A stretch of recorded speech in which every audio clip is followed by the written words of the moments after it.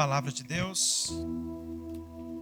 Ontem nós tivemos uma noite maravilhosa. Tivemos o primeiro momento de celebração da Rede dos Casais. Foi maravilhoso, sim ou não? Amém. Foi uma bênção, né? Foi uma bênção. Glória a Deus. 1 Samuel capítulo 17. 1 Samuel capítulo 17. Um texto muito conhecido,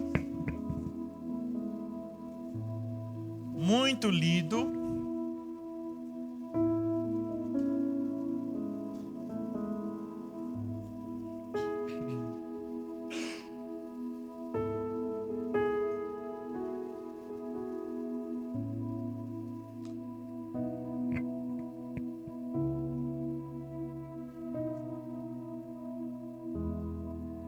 Eu queria ler o versículo 26 e queria ler o versículo 47. Que diz assim: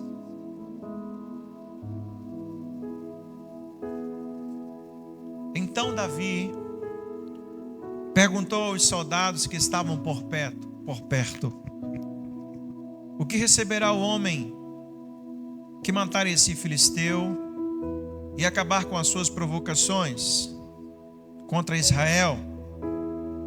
Afinal de contas, quem é esse filisteu incircunciso para desafiar o exército do Deus vivo? Vamos ler o versículo 46, 45 ao 47, que diz assim: Davi respondeu ao filisteu: Você vem a mim com uma espada, uma lança e um dardo, mas eu vou enfrentá-lo em nome do Senhor dos Exércitos, o Deus dos exércitos de Israel, que você desafiou. Hoje o Senhor entregará você em minhas mãos, e eu o matarei e cortarei a sua cabeça. Então darei aos cadáveres de seus homens, às aves e aos animais selvagens, e o mundo todo saberá que há Deus em Israel. E todos que aqui estão reunidos saberão que o Senhor salva o seu povo, mas não com espada nem com lança. A batalha é do Senhor, e Ele entregará a vocês em nossas mãos. Amém? Vamos curvar a nossa fronte. Pai, obrigado por esse texto. Obrigado, Deus, por essa palavra. Que o Senhor nos capacite, que o Senhor nos dê, Senhor Deus, a habilidade necessária para transmitir a Tua palavra, para transmitir, Senhor Deus, o que o Senhor tem falado, dito, o que o Senhor quer de nós, o seu povo. Senhor, que essa palavra possa ser uma semente, Deus, que ache terra fértil nos corações, para que possa, Deus, multiplicar, para que possa, Deus, edificar a vida dos teus filhos. Obrigado por esse domingo especial, em nome de Jesus Cristo. Amém. A palavra hoje é: dê nomes ao inimigo. Olha para o seu irmão e diga assim: dê nomes ao inimigo. Essa semana eu estava com algumas lutas, e eu estava dirigindo, e o Espírito Santo estava orando, estava meio aperreado, frustrado com algumas coisas, e aí o Espírito Santo disse: dê nome ao inimigo. Sabe, eu chamei o problema pelo nome. E quando eu chamei o problema pelo nome, irmãos, parece que veio uma abertura de visão, sabe?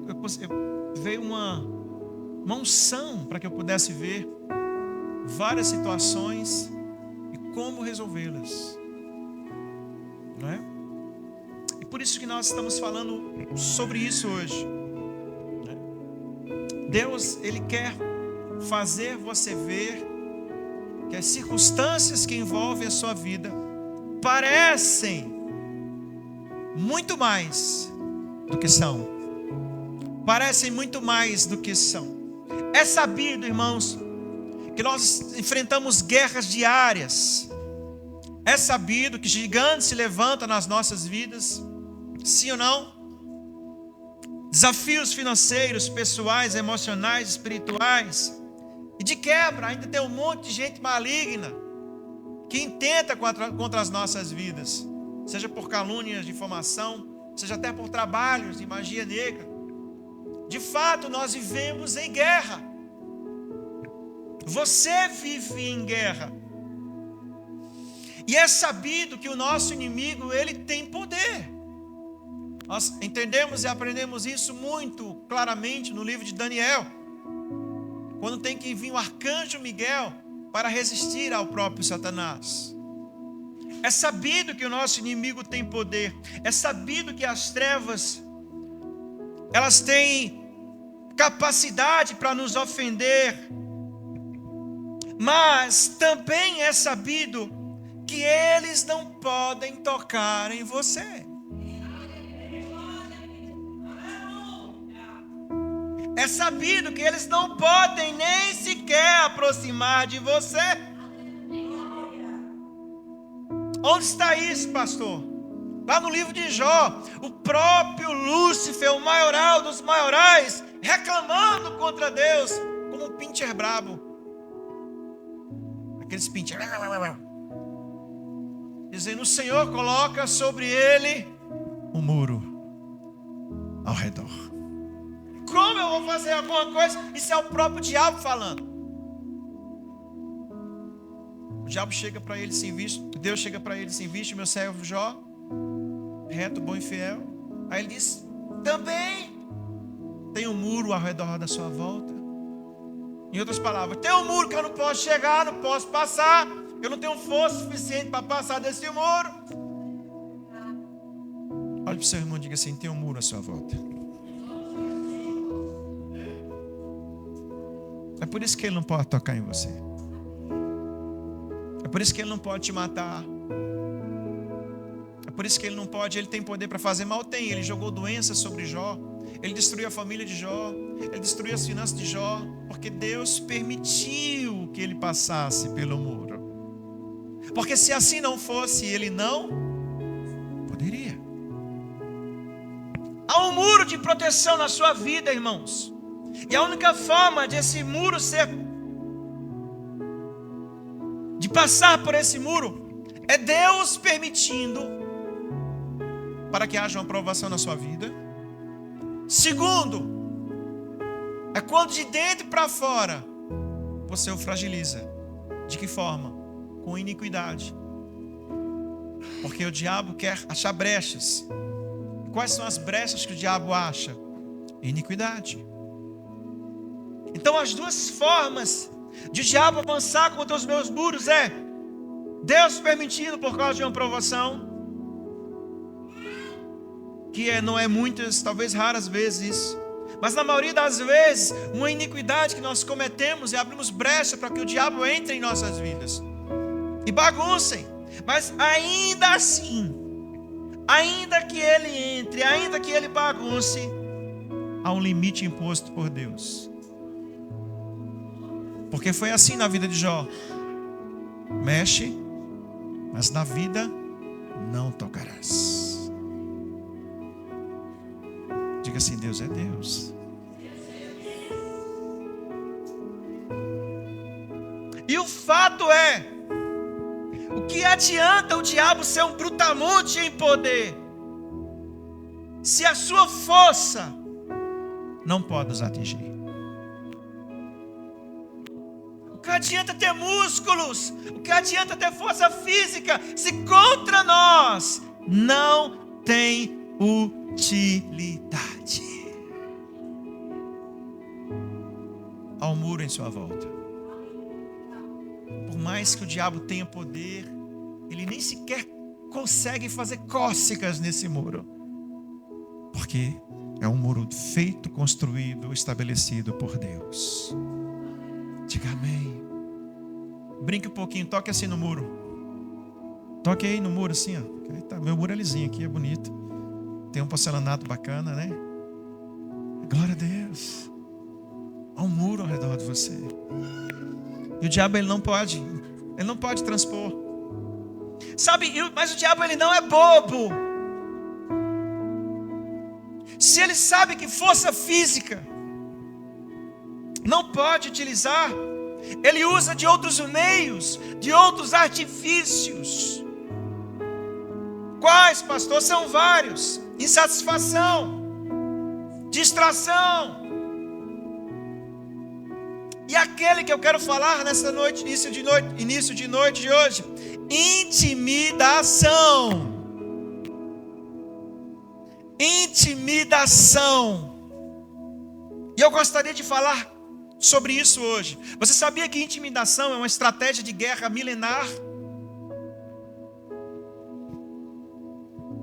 Por exemplo, a Guerra Fria foi uma guerra viva, mas as armas foram armas de intimidação. Eu tenho uma bomba maior, eu tenho um exército maior, a minha bomba atômica é maior. E a Guerra Fria foi uma guerra de intimidação, um intimidando o outro. Eu vou na lua primeiro, eu faço isso acontecer primeiro. É uma guerra de intimidação. Hoje no Estado de Israel, há uma guerra de intimidação. Os iranianos mandaram bombas, drones para intimidar. Até porque não foram, na maioria das vezes, efetivos. Porque eles mesmos disseram que iam mandar. E aí Israel responde com uma tentativa de intimidar. Intimidação é uma guerra, faz parte da guerra, faz parte da estratégia espiritual. Pastor, e qual é o foco da intimidação? Para que eles fazem isso? Para causar pânico e fazer com que você não possa reagir. Por isso que nós cantamos: não somos escravos do medo, eu sou filho de Deus. O inimigo não é bobo e ele usa muito essa arma, muito.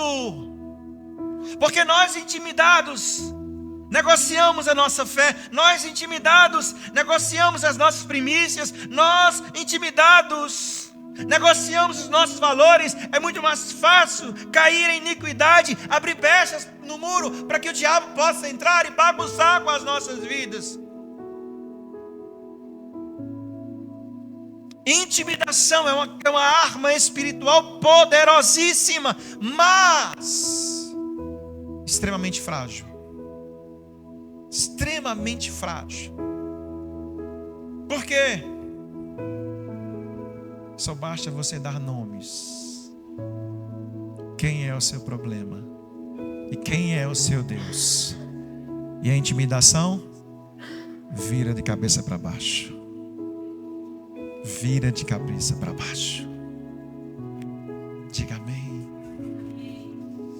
E eu quero passar sobre esse texto, capítulo 17. A Bíblia diz que estava havendo uma guerra entre Israel e os filisteus. Isso era uma guerra secular, milenar, desde que Israel, na pessoa de Moisés e Josué, invadiram a terra de Canaã e tomaram daqueles povos. Os povos filisteus nunca foram vencidos. Séculos guerreando contra Israel, séculos, nunca ninguém ganhou dos filisteus. Eles eram muito armados, eles trabalhavam muito bem o ferro, eles tinham carros de guerra, eram numerosos, eram valentes. Apenas no reinado de Davi, séculos de guerra chegaram ao fim, porque Davi venceu os filisteus. Aqui está Saul, não é? Aqui está ainda a guerra secular dos filisteus. E a Bíblia diz que os filisteus ficaram em uma colina, os israelitas ficaram em outra colina e ficaram intimidando um ao outro. Por quê? Porque entre os dois havia um vale. E quem descesse no vale seria coberto de flechas. Quem descesse no vale primeiro morreria. Em outras palavras, havia um muro naquele vale, onde força física não valeria nada. Porque se os filisteus descem, eles morrem debaixo de flecha. Se Israel desce, eles morrem debaixo de flecha. Então havia um muro ali, e a força física de ambos, naquela mesma situação, não valia nada. E quando a força física do inimigo não faz nada, o que é que ele faz? Ele intimida. Quem está comigo, diga amém. Ele intimida, e a história diz que, por causa da situação, um homem chamado Golias sai do seu arraial de filisteus. Ele vai mais à frente. Um homem que tinha quase 3 metros de altura, sua couraça pesava 60 quilos, só a ponta da sua lança 7 quilos.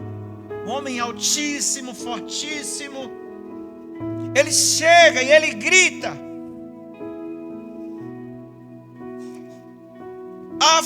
afronta o exército de Israel e diz assim: ei, para que lutarmos? Manda um de vocês para vir contra mim. Se vocês vencerem, eu serei vossos escravos. Se nós vos vencermos, vocês serão os nossos escravos. E eu quero listar algumas consequências da intimidação. A primeira, a intimidação, ela quer te isolar. Repita comigo, ela quer te isolar.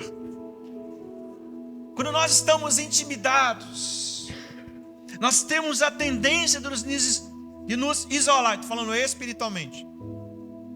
Carnalmente não, né? Quando tem um cara querendo dar na gente, vem cá, bora ali, né?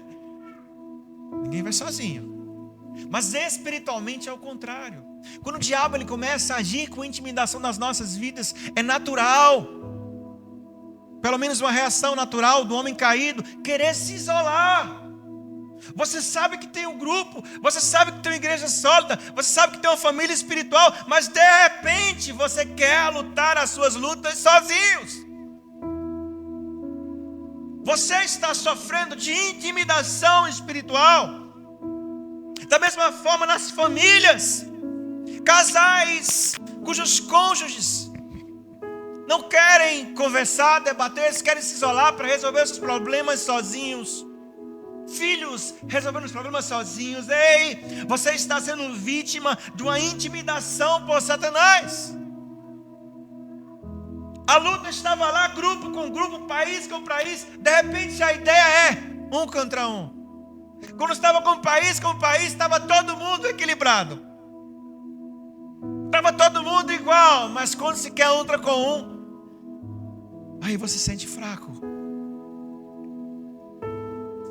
Olha para o seu irmão e diga assim: aprenda a andar no coletivo. As suas lutas são as lutas das casas de Deus que você serve. Aprenda a lutar no coletivo. A intimidação quer que você se isole, porque é mais fácil te manipular. Versículo 9: se vocês nos matarem, seremos seus escravos, mas se eu matar, vocês serão os nossos escravos. Desafio hoje o exército de Israel: mandem um homem para lutar comigo. A segunda fase da intimidação é a paralisia pelo medo. Versículo 11: quando Saul e os israelitas ouviram isso, ficaram aterrorizados e muito abalados. Agora preste atenção. Estávamos em guerra, gritando e tirando uma onda. Vamos pegar você. Aí o outro, dá uma tapa, né? Quem era menino nessa época, né? Dá uma tapa, ficava os dois, né? Dá uma tapa tu, né? E ninguém dava em ninguém, né? E de repente, com uma única ação de um homem apenas, todo Israel fica apavorado, todo Israel fica abalado, Bem, quem disse que teria que aceitar aquilo? Quem disse que eu aceitaria ir para o X1 com algum? Em nenhum momento Israel aceitou. E por que o seu ânimo se abalou? E por que suas emoções foram frustradas? Intimidação. Intimidação para te paralisar.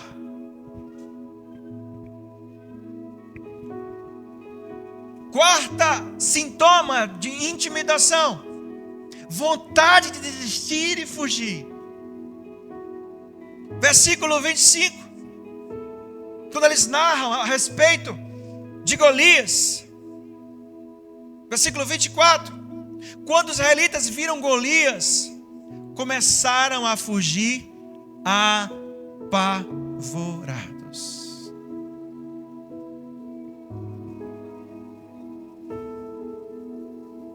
Quinto, consequência de intimidação: fazer você negociar valores. Sabe o que o rei Saul diz? Quem matar Golias, eu dou a minha filha em casamento. É assim.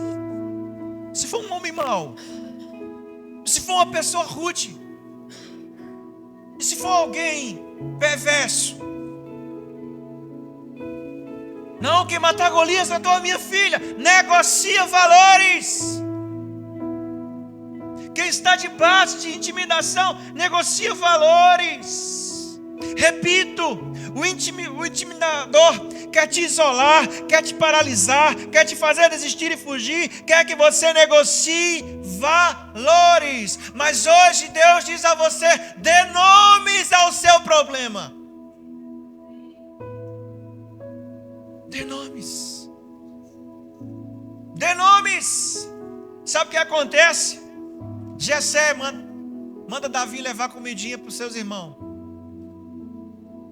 E quando ele chega lá, na montanha que Israel estava, ele escuta falar, ele escuta gritar, ele não acha seus irmãos, ele deixa as comidas com alguém que toma conta, ele vai até lá a fronte de guerra, e ele começa a ouvir o zuzuzum. A conversa só era essa: Golias, Golias, Golias, Golias, Golias, Golias, Golias, Golias. E ele escuta o que está acontecendo. Os soldados apavorados começam a falar para Davi: não, Golias é um gigante, Golias é um guerreiro, Golias é um duelista, Golias é poderoso, Golias tem uma armadura que pesa. Aí o pessoal sempre aumenta, né? 100 quilos. Ele tem 4 braços. Conversa na boca do povo é assim, né, gente? Golias é um cara que não pode ser vencido. Ele é mais forte, que eu botei aqui uma piadinha, do que Pablo Marçal, não é? Ele disse que ele levou uma facada no olho e quem cegou foi a faca, não foi o olho dele, não é? Isso aí, né? Golias e os soldados em pânico, descrevendo o inimigo. E qual é a resposta de Davi? Como assim? Um filisteu, incircunciso, confrontando o exército de Deus vivo. Imagina a cara dos soldados. Você está doido? Nós passamos 1 hora descrevendo o inimigo, o quão poderoso ele é, e de repente, como se tivesse uma dificuldade mental de prestar atenção, você simplesmente chega e diz assim: como assim? Um filisteu incircunciso, confrontando o exército de Deus vivo? Dê nomes ao seu inimigo.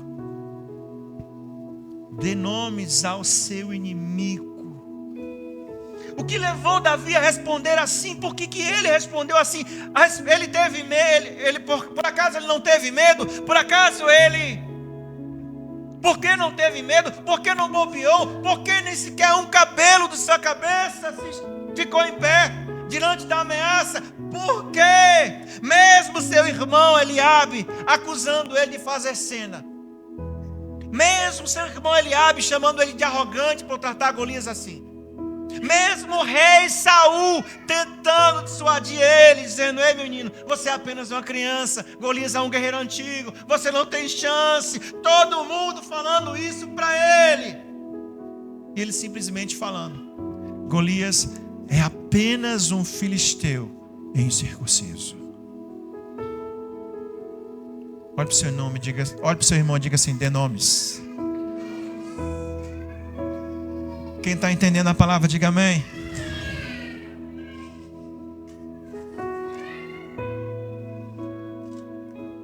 O que Davi fez? Ele simplesmente deu o nome certo ao inimigo certo. E isso pode destravar a sua vida. Isso pode destravar o seu coração. Sabe o que Davi disse a rei Saul? Ei, Saul! Golias não é mais perigoso de um urso que venci lá atrás. Golias não é mais perigoso que um leão que eu venci lá atrás. Ele é apenas um filisteu incircunciso. E por que eu digo isso? Porque força física contra mim não funciona. Repita comigo isso: força física contra mim não funciona. O diabo já tentou com o urso, perdeu. Já tentou com o leão, perdeu. Esse gigante é mais um. Deus te trouxe aqui para dizer, para que você entenda isso. Pare de se apavorar. Dê nomes. Força física não é suficiente para derrubar a tua vida. Dê nomes. Olhe para o gigante e apenas diga: você é apenas um problema. Eu já venci outros maiores lá atrás. Eu venci problemas lá atrás que também eram força física. Por isso eu repito: força física não funciona contra nós, porque nós temos um muro.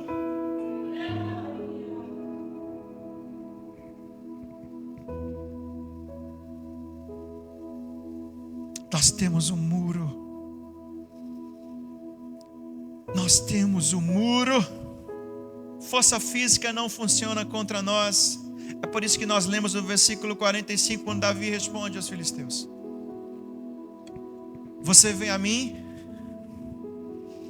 com espada, com lança, com dardo. Isso funciona contra mim? Não.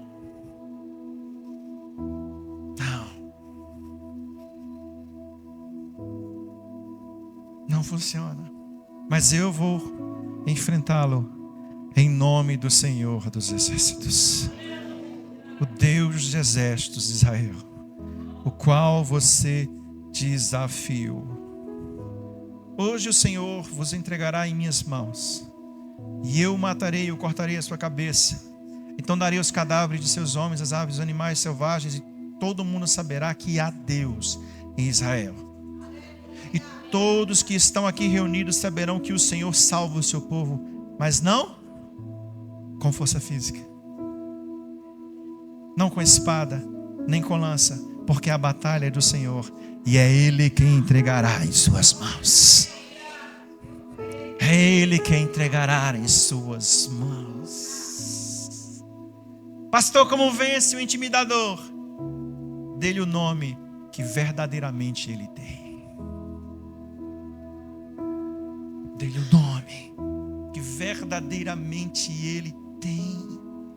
Não tem problema tão terrível. Por que, pastor? Terrível é cair nas mãos do Deus vivo. Não tem problema tão violento, porque violenta é a ira do Senhor, que tem poder da vida e da morte em suas mãos. Não tem problema impossível, porque está escrito que para Deus nada é impossível. Reia! Enquanto Israel inteiro dizia que Golias é invencível, quando Golias cai ao chão, E aquele menino magrinho, tentando cortar a cabeça dele. O que se ouvia no assentamento: Golias era apenas um filisteu. Golias era apenas um filisteu. Repita comigo: Golias era apenas um filisteu incircunciso. Deus te chama hoje aqui, porque Deus quer tirar do jugo, da opressão, do intimidador. Fica de pé em nome de Jesus.